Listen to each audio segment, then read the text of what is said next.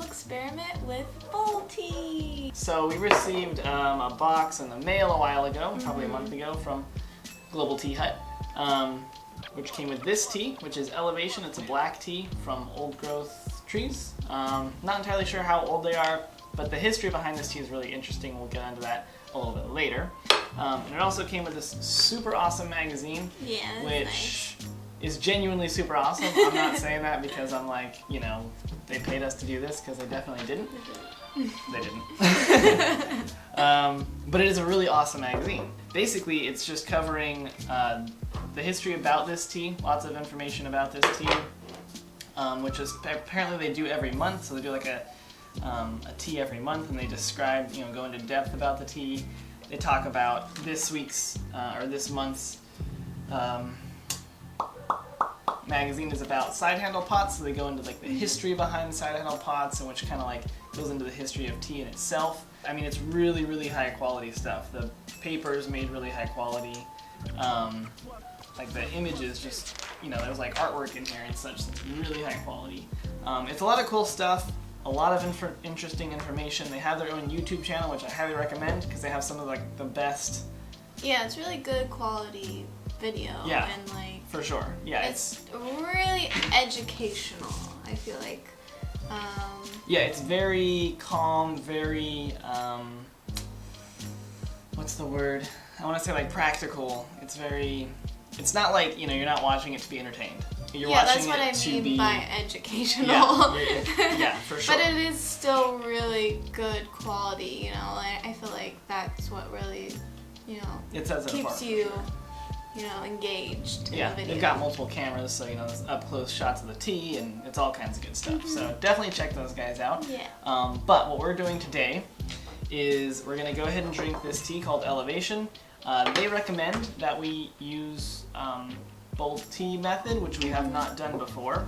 I mean, it's essentially grandpa style brewing from what I understand. So we're gonna go ahead and give it a shot. They also recommend that you use fewer leaves than you would normally, so we don't know exactly how many milliliters these bowls are. They didn't specifically say. Yeah, when we bought them. So, and they also didn't mention exactly, you know, what the leaf ratio is in the magazine, but that's okay. What we're going to be doing is using, I think this is 3 grams? 3 grams of tea to 100, we're assuming this is like 120. We kind of more or less measured it out with a 60 milliliter gallon. So we're going to do our best to fill it up to like 120. So let's go ahead and get to it. Well, okay, so they also recommend that you steep it for a while. So we're going to let it sit for a bit. Okay. Alright, so it's been roughly 1 minute, I'd say. So we're going to go ahead and try to take a sip and see how it goes.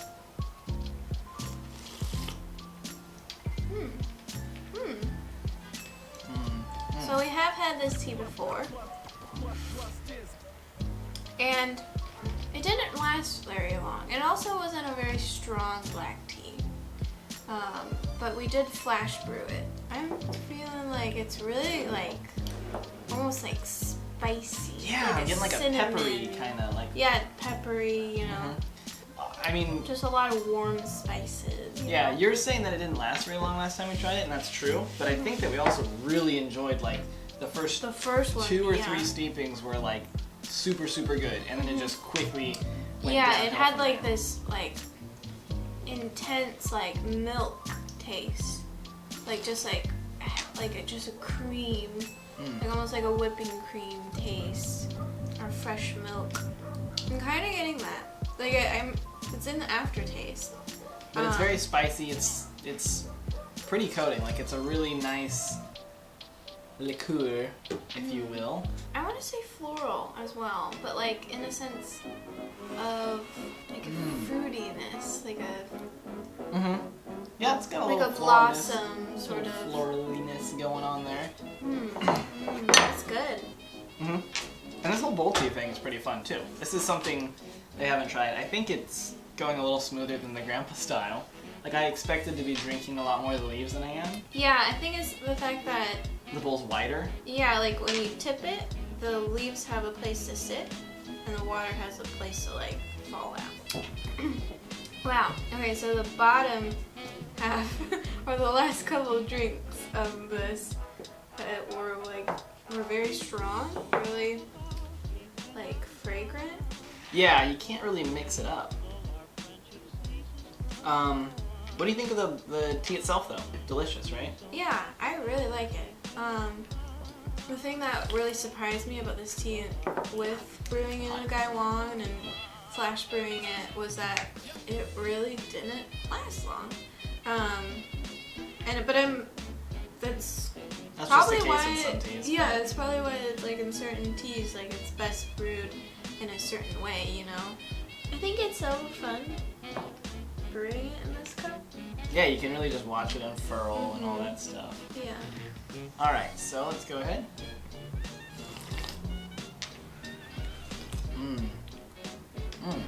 It's such a rounded tea. Oh, you got one.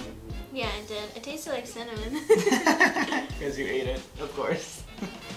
Like it almost reminds me of horchata. Just Faintly. something about it, Like like. faintly, yeah. I mean, horchata is extremely Yeah, sweet. it's like punch in the face. But just like this, like, I don't know, just like the churro-iness, like. That's cinnamon. Yeah, The it's all cinnamon. churro-iness. It's all cinnamon. But it's got like that milky Mm-hmm. and cinnamoniness to it. Like, it's got like a spice. I wouldn't call it cinnamon though. It's not quite cinnamon, but it's. Yeah. I I mean, don't know. Maybe it is. It is cinnamon cinnamon. and like pepper. It's just some sort of spice. I think it's like an allspice, you know, like that very warming, like, you know, like spice cake sort of. Like spice cake has like nutmeg, cinnamon, cloves. Right. Let's see how many other spices I can name off. Yeah. No, but it's really good though. It's really rounded. The texture is super nice. Ginger. It's actually one of the. Sorry, what are you saying? I was saying, that this is like potentially the best mouthfeel black tea that I've had. It smells so spicy. Just like. Mm-hmm. Yeah, it does. It actually does smell very similar to cloves. Yeah. All right, so we've got, I guess you would call it steeping 3 in our bowls. You have steeping 3. Oh, I have steeping 3. Julia's still on working on number 2. Also, it's something else we wanted to mention in this magazine. They go really into a good amount of depth about like brewing tips for this tea, which I imagine they do with all of their teas that they do every month. So they probably have interesting information on all of them. But what I wanted to mention is that it says like what type of water, like spring water. They even say like, you know, gather it from your local spring if you can. We're not near a spring at all. Yeah. And if we were, we probably wouldn't want to drink from it. You know, they recommend using like charcoal, bamboo charcoal, I guess, to keep the water hot and all that to boil the water. So they get really into depth with it. So of course we're not brewing it exactly like they recommend. The water we're using right now is alkaline water, which I think is doing a fine job. Yeah, it tastes delicious still. This is the third steeping. Yeah, I figured that it would be a lot better in this brewing style than a flash brewing. I mean, they specifically said that they don't recommend flash brewing this tea. Yeah, it does say though, like, if you want a flash brew, it's a completely different tea, you can do that. So there's a lot of cool information, but I did want to talk about actually the history behind this tea, which they go pretty into depth on. So apparently the guy who owns this tea farm, his name is Mr. Su, I think S-U. But basically, he came upon this farm in Taiwan by the Japanese when they were in control of Taiwan. And its intention, of course, was to just export black tea and fuel the whole Japanese empire and all that stuff. But once the Japanese left Taiwan, we'll say, the tea plantations ended up getting, basically turned into like a permaculture situation where you just have tea trees scattered everywhere. There's weeds and bushes and all kinds of random, animals and stuff. So basically it was just like a tea forest at that point. So what had happened is Mr. Sue comes in and he says, I'm going to buy this plot of land, and instead of reclaiming it and turning it back into a tea plantation, he just kept it the way it is and just started selling and making tea off of the tea trees, both planted and wild tea trees at this point. So that's kind of an interesting history. Yeah. And we even have That's some really really cool pictures.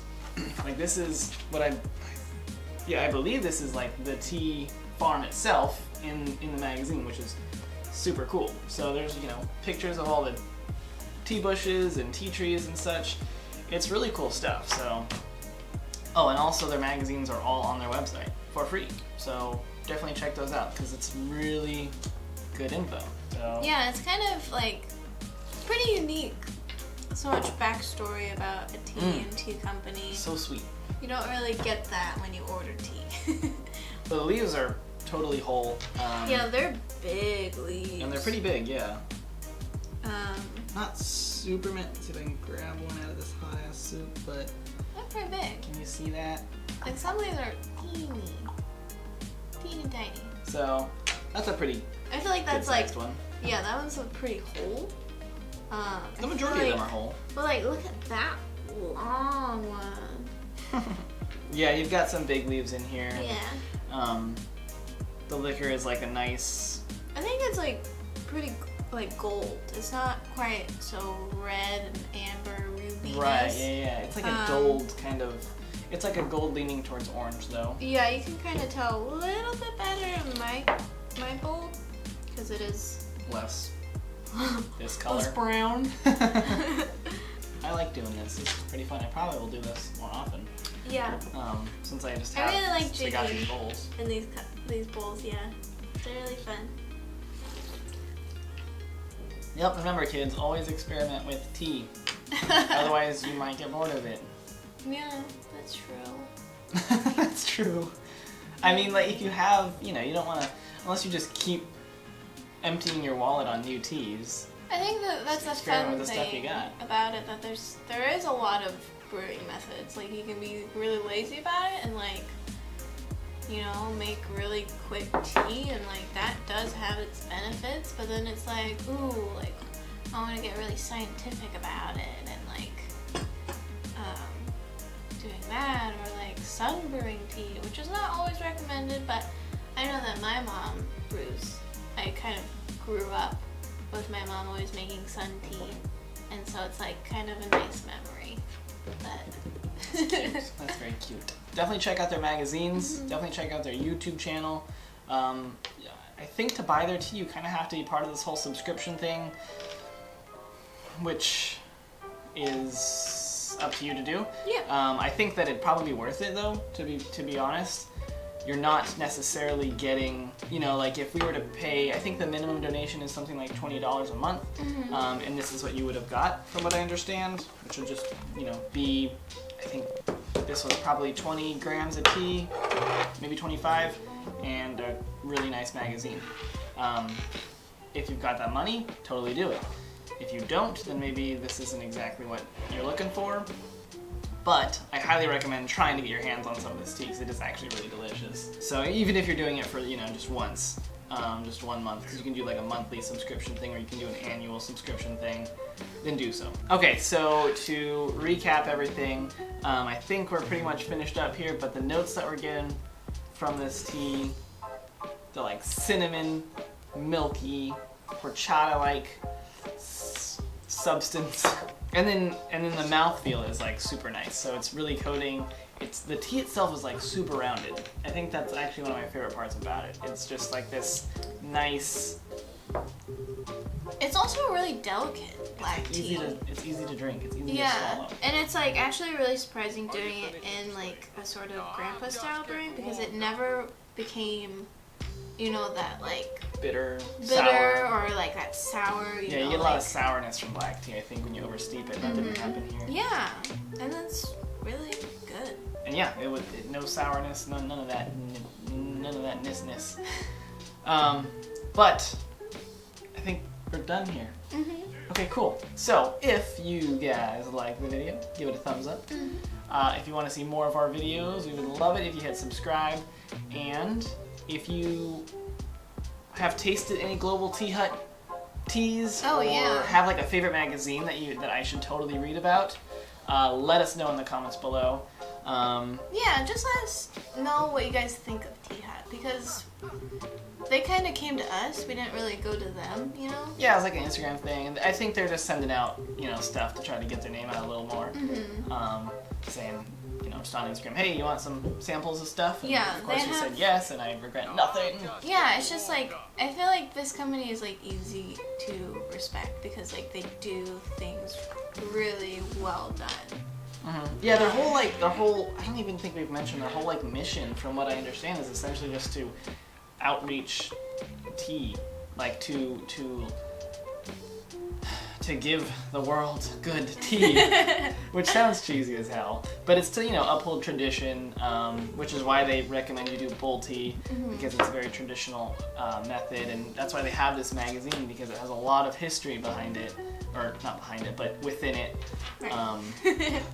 Alright, we are going to finish up this tea, maybe see if it brews 20 times,